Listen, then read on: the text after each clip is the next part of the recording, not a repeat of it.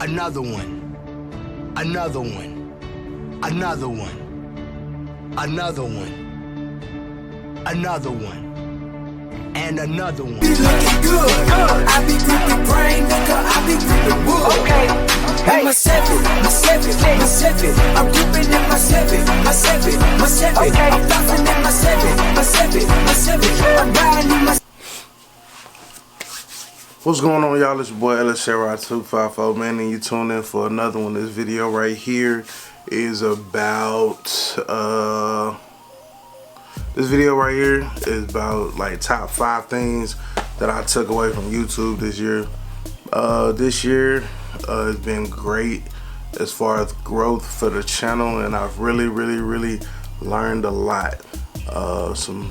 So this is a top 5 list of things that I've learned from dealing with YouTube over this last year, to where I felt that I would share these tips with you guys, that way that you may find something useful and be able to put it to use for you in the next year, for 2020, if you're deciding on starting a YouTube channel, or if you are already currently a YouTuber but just trying to think of, you know, certain tips, tricks, etc., you know, to just grow. So we're gonna get into it now. Alright, so in no particular order, here are 5 things that I learned from YouTube, just being a YouTuber over the last year. The number one thing that I think that I took from, like I said, no particular order. Number one thing that I took away from YouTube in 2020, man, is that community is everything.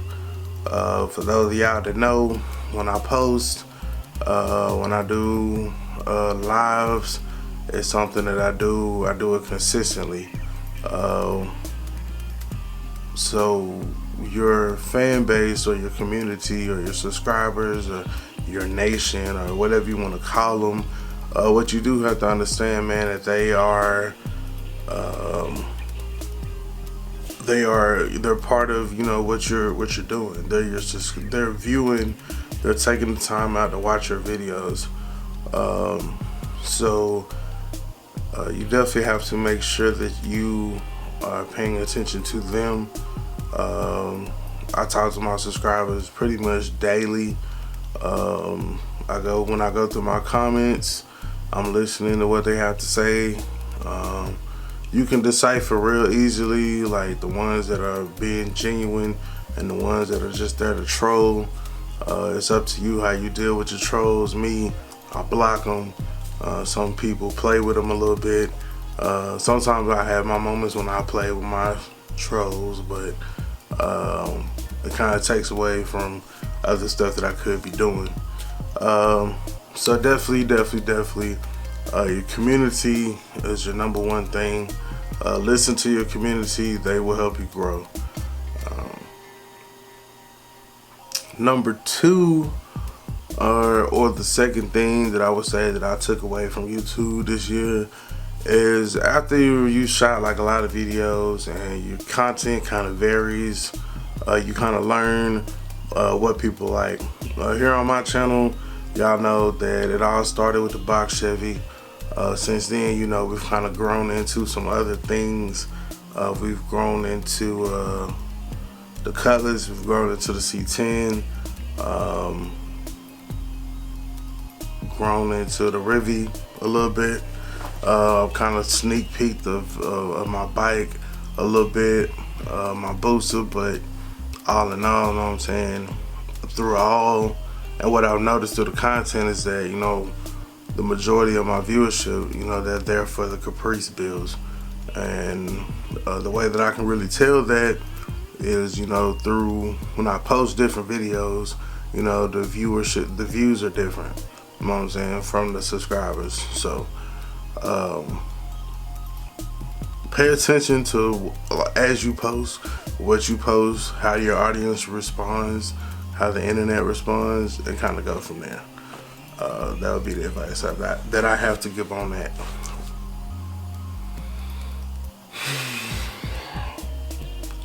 Number three, I would say would have to be waves or trends in YouTube. As far as being a YouTuber, it could be beneficial to jump or ride these waves or trends. I like to say that I'm somewhat different, somewhat trend. Some trends I will kind of pay attention to, or depend upon what the topic is. It really kind of just boils down to how I feel about the topic. Do I feel like it's a clout chasing thing, or do I feel that it legitimately would, you know, be content for the channel? For most of y'all to know, I mostly do like my DIY stuff. Do some car shows, and you know, talking to other people like me, like you, like us, that are building, you know, their builds, and you know, the stories behind them, which can sometimes very well be very interesting. So, like I said, it's not necessarily, I mean, so like one trend that I noticed from this last year is like Omi. It was unfortunate what happened to Omi. I didn't make a video about it or whatever, even though I watched it unfold, but then I also watched all these videos roll out about Omi and his situation. And I mean, I guess it's really just part of the game, but I didn't too much feel the need to speak on it, capitalize off of it, ride the wave, or jump on the trend, putting a video out. Even though it probably would have got crazy views, it probably would expose a lot more people to me. But as y'all know, I ride more of a positive wave, you know what I mean? So if I was to say anything, I say it now, and that would be, you know, just go support Omi as he rolls out his merchandise, you know what I'm saying, to deal with his situation. So, yeah. Number four. The number four thing that I've kind of learned and taken away from YouTube this year is that completion. I found that some videos, even if they take longer to record,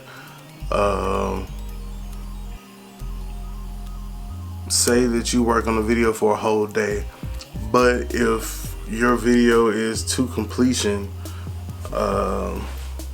then it will potentially do a whole lot better than your other videos.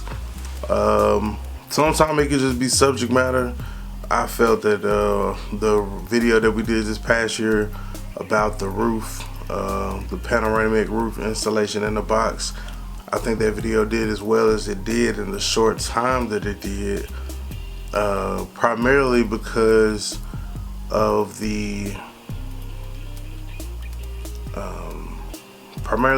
was completion.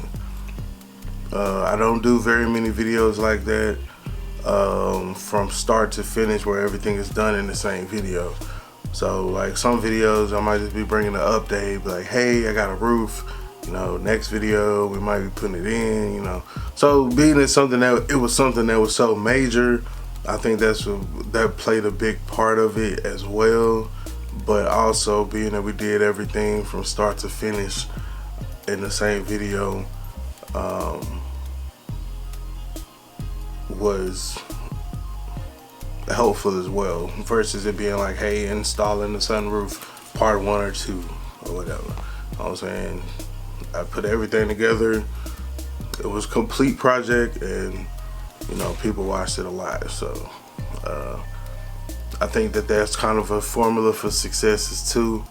I was telling James D guy, a lot of his projects are complete, you know, from start to finish. You know, whether we painted the C10 this past year, so that was another start to finish type deal, and people were able to actually see, you know what I'm saying, the whole process. So you have to be mindful that, you know, sometimes your audience may not necessarily be the ones that will sit there for, you know, through 2 or 3 videos as you do something or put something together.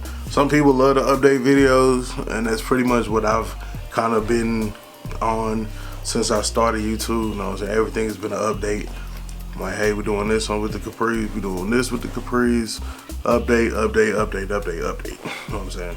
So, being that I'm primarily an update person, I have seen the benefits of a complete, you know, project or whatever. So, I think I may aim to try to do more videos like that this coming up year 2020.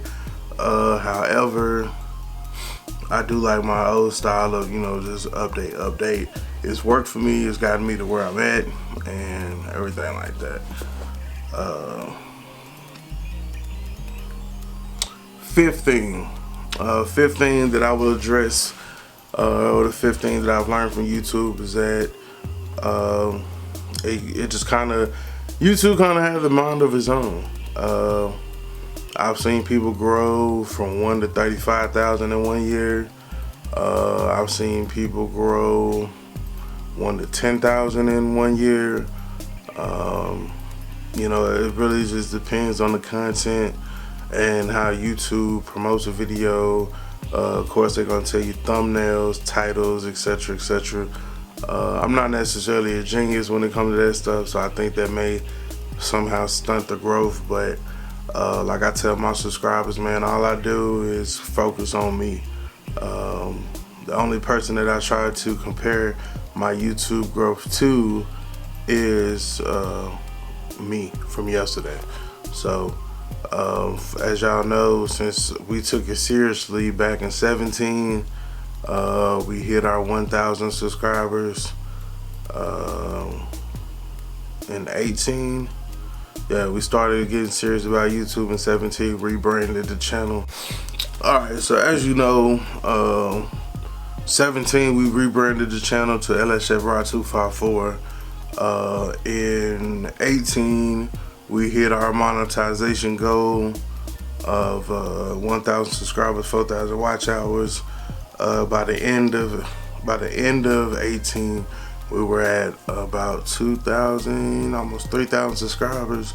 And so here at the end of 19, we sitting at 6,000 subscribers. So for me, that's constant growth. My tip would be to anybody, don't compare yourself to other channels. Depending upon the content and how people interact with the video, all of those things are going to play a big factor in how the video goes and gains traction or whatever. I know plenty of guys out there that are making great content and videos, and they really just haven't blown yet.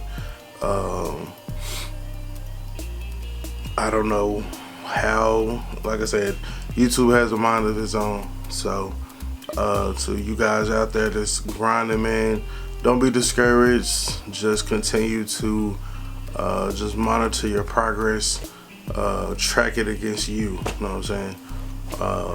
You look to bigger channels for inspiration or whatnot, but you know, don't compare yourself to the bigger channels based off numbers growth, because every channel on YouTube is going to grow differently. And that's pretty much what I got to say about that. So those are the 5 things that I took away from YouTube here in the year 2019.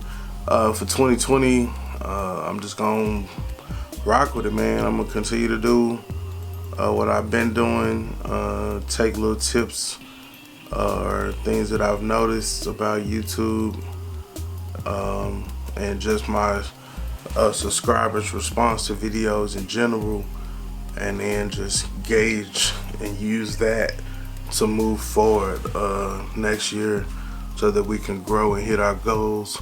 The only couple goals that we set for ourselves for this year or the year coming up has been to hit the goal of 20,000 subscribers by the end of 2020. Yes, That is 14,000 subscribers in a year. 14.